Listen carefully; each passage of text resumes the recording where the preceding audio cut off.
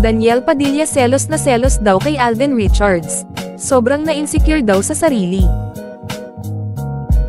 Gaano nga ba kay Toto ang chika, na noon pa raw nakakaramdam ng insecurity si Daniel Padilla sa Asia's multimedia star na si Alden Richards.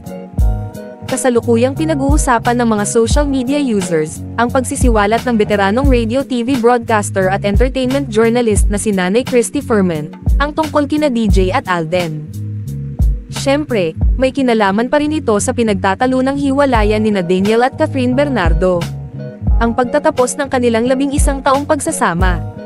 Ayon kay Nanay Christy, may nararamdaman umanong insecurity si Daniel kay Alden, na nagsimula noong magtambal ang kapuso actor at si Catherine sa pelikula ng Star Cinema na Hello Love, Goodbye.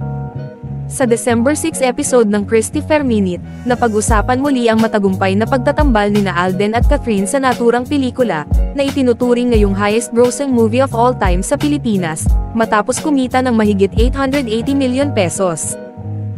Ibinunyag ni Romel Chica, co-host ni Nanay Christy, na ayaw na ni Daniel na makatrabaho muli ni Catherine si Alden, kaya naman hindi pa nasusundan ang Hello Love, Goodbye.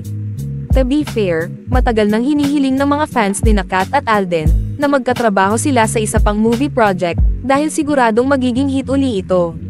Sabi naman ni Nanay Christy, ang pinakamalinaw doon, noong sumunod si Daniel sa Hong Kong kay Catherine, binati niya lahat yung nandoon. Nilampasan niya si Alden. Anong tawag mo doon? O diba, edi nai-insecure ka at nagseselos ka at the same time. Ang matapang na pahayag pa ng veteranong showbiz columnist. Sa Family of Two, Major Mediacon, nakapanayam si Alden at ilan pang entertainment reporters. Sa panayam, inusisa namin ang tungkol sa breakup ng Katniel.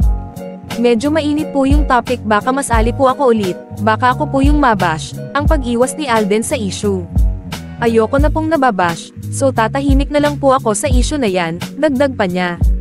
Ano naman ang reaksyon niya, na may mga fans na nagsasabing sana sila na lang daw ni Catherine ang magkatuluyan. At gumawa uli ng mga pelikula. Respeto ko na lang po sa kanila. I'll just keep quiet sa issue pero tignan na lang po natin kung anong magiging turnout, pero sa ngayon they deserve a space, sipa ni Alden.